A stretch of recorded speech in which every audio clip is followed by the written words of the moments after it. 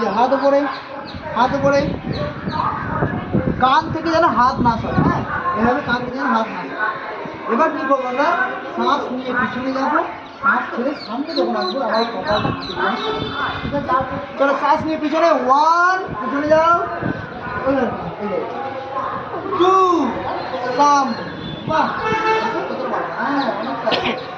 3, আবার পিছনে যাও, 4, 5, 6, 7, 8, 9,